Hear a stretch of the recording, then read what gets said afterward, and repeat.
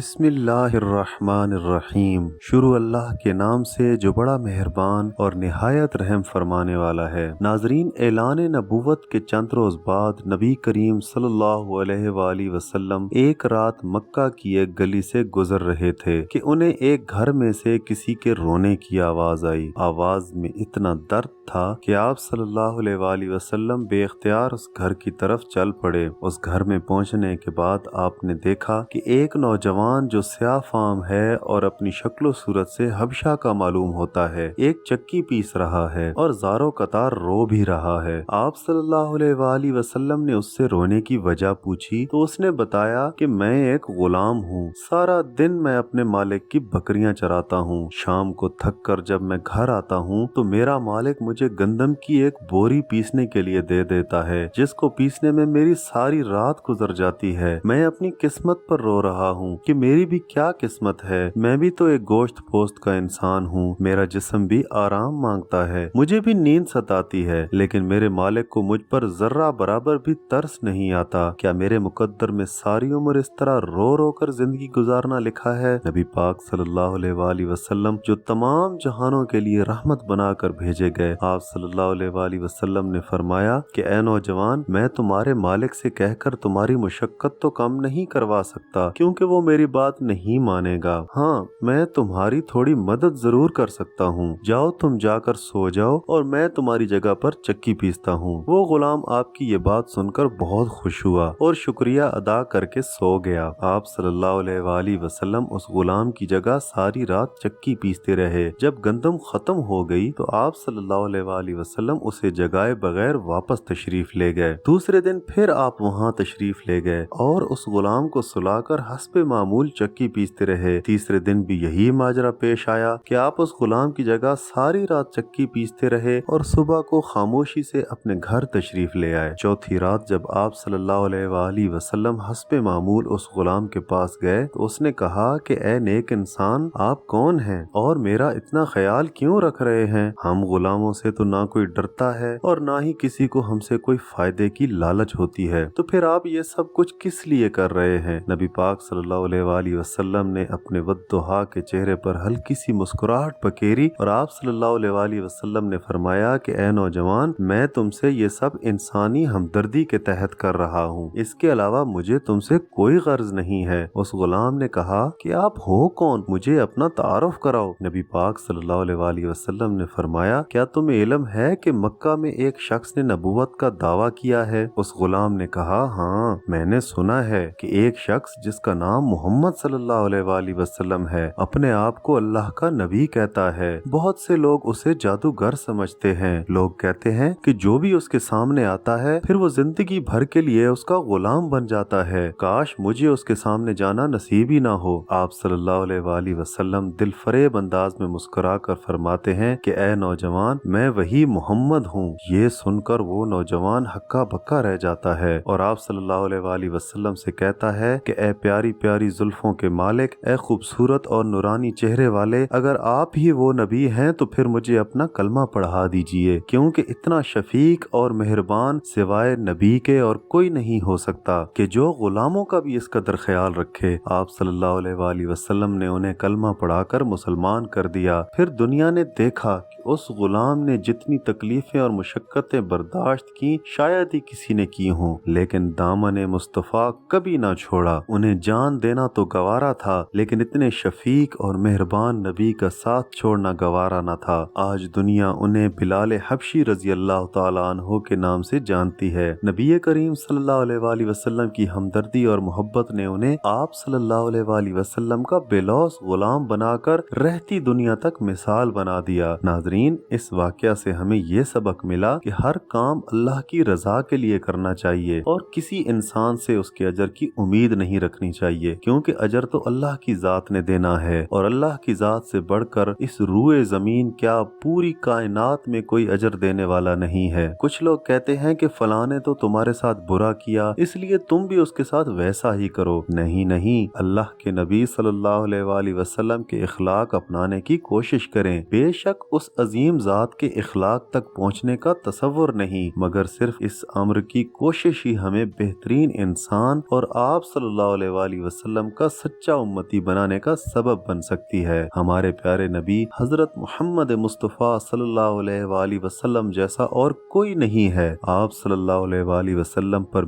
मेरे वालिदैन और मेरी औलाद की जान कुर्बान। मोहतरम नाजरीन, आज की वीडियो बस यहीं तक थी। जल्द मिलते हैं एक नई वीडियो के साथ, तब तक के लिए इजाजत दीजिए। अल्लाह हाफिज।